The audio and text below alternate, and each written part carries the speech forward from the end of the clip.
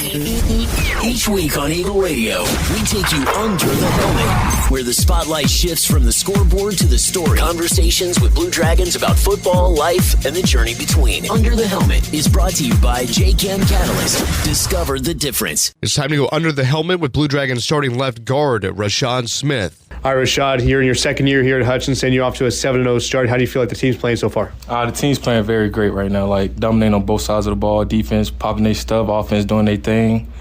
Yeah, that's about it right there.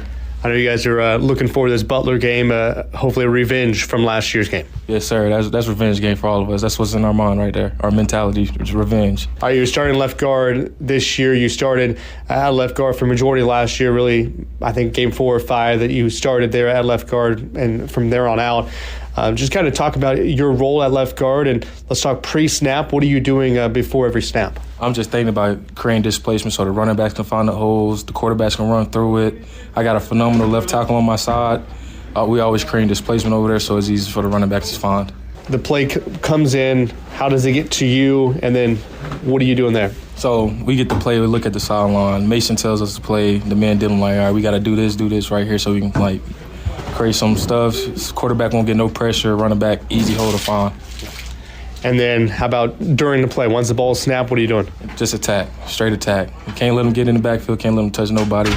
Can't let the running back get touched at the first level. You always got to get touched at the second. What's your favorite part about being on the offensive line? We can play as physical as we want. Coach K he don't care. As long as you attack, just keep going. Coach K, Coach Coling, your offensive coordinator, also the offensive line coach. What's it been like learning under him? It's been great. He's been teaching me some new stuff, get my shoulder square, don't lean forward when you pass block, just all that.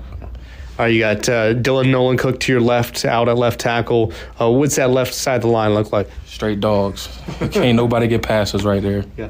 What has it been like? I know that there's some change-ups on the offensive line this year. Of course, you graduated some really good guys from last year. So what's it been like kind of gelling with the new guys on the offensive line?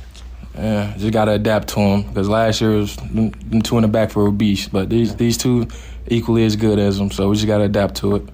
Are you going to block for Christian Johnson back in there in the backfield, just kind of protect him? What's that like going out there protecting him every snap? It's actually pretty fun protecting Christian. He's a great guy. I don't want nobody to hurt Christian back there. And then running back room, obviously a lot different from last year. Wayman Jordan Jr., you're paving holes for him last year. And now really it's 4, 5, 6 different running backs back there. So what's it like, paving the way, opening the holes up for the running backs? It feels great because once that hole opened, all of them just go straight downhill from there. Every last one of them, don't matter if they're the 5th string running back, they go straight downhill. All right, run or pass block, what you like better? I like run blocking better. Just be physical as you want. Nobody can say anything to you. Refs won't throw flags. Back with more from offensive lineman Rashad Smith right after this. JChem Catalyst is where innovation meets community. As a leading manufacturer of advanced chemical solutions, they power industries across the nation while keeping their roots firmly planted at home. With a focus on growth and forward-thinking solutions, JChem Catalyst helps industries thrive today and prepares them for tomorrow. From supporting local families and businesses to investing in a brighter future, JChem Catalyst is dedicated to progress with purpose. They're building stronger industries and a stronger community. JChem Catalyst, where innovation meets heart. Discover the difference at jchemcatalyst.com. Are you from Birmingham, Alabama? Kind of just talk about growing up down there and what that was like. It was pretty cool growing up down there. Mostly I spent time with my cousin, Deron Payne, in the NFL right now, so mostly I just spent time with him when I was down there until he moved off to college. So I just spent time with my dad and my sister and my mom. And what was it like learning from him? It was actually pretty great. He teach me moves I never seen before, that D linemen do. So that's why I'm really good at offensive line. So all my things come from him and my dad. For our listeners that don't know who that is, go ahead and tell them about your cousin. Deron Payne went to high school at Shades Valley, went to Bama, got his first ring his freshman year, got drafted in the first round in 2018, the 13th pick to the Washington Commanders. He's just been on the roll up there since, so that's who my cousin is. All right, you said you're a Bama fan. Have you always been a Bama fan living down there? No, I was always an Ohio State fan until my cousin went to Bama. Okay. How many games have you been to in Tuscaloosa? A bunch. I can't remember. I went on some of his visits, to Auburn, Clemson, Florida State, everywhere. What's it like? We all see games on TV down there. What's it like actually being there? Crazy. Fans crazy. Everybody crazy, especially when they play Auburn. Just crazy. All right, you went to Hoover High School. Kind of talk about your time there. It was great up there. Got to get coached by one of the greatest head Coach Josh Niblett, and got coached by Wade Waldrop. He's not as good as Josh, but he's up there with him. Yeah. So it was pretty good getting coached by those two coaches. There's a lot of talent down there in Alabama. I'm sure you play with a lot of guys that are playing at big-time Power 4 schools right now. Yes, sir. It was like my best friend, Bradley Shaw. He is Arkansas right now. It was fun going to get some every day of practice. He always bring the energy, and I always bring the energy for the offense.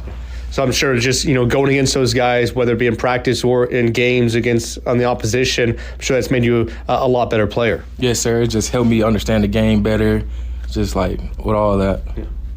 All right, you mentioned your cousin. Can I talk about the rest of your family down there in Alabama? So everybody in my family lives down there except on my dad's side of the family. They all live in Ohio. But his mom's side, they all live in Alabama. Same with my mom and her dad. So it's just a big family down there in Birmingham. Do you get home very often? I'm guessing not, but I'm sure you communicate with your family pretty regularly? Yeah, I communicate with my mom and dad almost every day. Yeah. They just love to check in on me, see if I'm doing good up here, especially with schoolwork. Do they get up here much to watch you play? Man, they came to Independence game, which was a blowout, so they didn't have fun just watching us beat the brakes off of them. I guess when you look at all the skill players and, whether it be a quarterback, running back, receiver, even on the defensive side, cornerbacks, all that stuff, they've got, whether it be touchdowns or interceptions, all those kind of things. When you were going through that recruiting process, what are coaches looking at from an offensive lineman's film? Basically size. All the coaches want size, see if they can bend, see if they can move, but mainly it's just size out here now.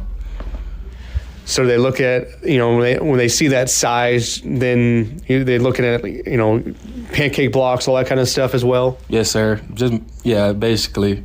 See if you can, if you tall enough, you moving people 10 yards downfield, they'll look at you. But if you're not, they're just going to be like, we're still going to try to get you to work your way up there. All right, talk about your recruiting process here at Hutchinson. What brought you here, and kind of just talk about that. What brought me here was Coach Hawkins and Coach Krause. They came to my high school. I didn't even know I had the offer until signing day. Coach Hawk called me and said, "Man, you going to commit up here or what?" I was shocked because I didn't know I had the offer. I was like, man, if I knew that, I would have been committed. Yeah. So it was just a great experience getting on Coach Hawk and Coach Krause to come down here and look at me while I'm in high school. Especially for those guys, I know that's kind of the recruiting area, but for them to be on the defensive side and now getting to see them coach, I know they're on the defensive side, but what's that been like, kind of your relationship with them since you've been here? Oh, me and Coach Hawk and Coach Krause, we tight. I call Coach Hawk my uncle sometimes because I don't get to see my family well, so I just create family up here. What other sports did you play growing up, and then when did you realize football was going to be your love? I started playing football when I was 4 years old, same with baseball. Got into wrestling when I was in the 6th grade, but football was mainly my thing after seeing my cousin play. Yeah. It's like, this got to be the best game ever because he out there just manhandling people for fun, for free, not getting in trouble. Yeah. What are some of your hobbies that you like to do outside of football? Sometimes I just stay in my room, play the game. Other times I go out there fish, but can't fish because it's real cold. And that's about it. Just chill in my room, do homework, sometimes read a book, or just play the game. All right, what is one fun fact about you? One fun fact, my dad say I'm the greatest athlete in the family, but I don't believe it. I don't at all. Like, you crazy. You raised a mammoth like him here in the NFL, and you calling me the greatest athlete? That's lies. Where did your size come from? My dad. Yeah, my dad's 6'4" and I'm 6'2", so most of it came from him. Some of it came from my mom. My mom's 5'8". When you look back at your playing career here at Hutchinson, hopefully it's after a national championship again in December. When you look back at your time here at Hutch, what are you going to remember most? Just brotherhood up here. No fights, no nothing. We just all one big family. You go wrong, they'll help you. They'll get you back on your feet. Just a brotherhood up here. Awesome, Rashad. Thanks so much, and best of luck the rest of the year. Yes, sir. Thank you. Once again, that was sophomore left tackle Rashad Smith joining us for this week's Under the Helmet, brought to you by JCAM Catalyst. Thanks for joining us Under the Helmet, brought to you by JCAM Catalyst. Stay with us. More halftime coverage is coming up next on your Eagle radio stations.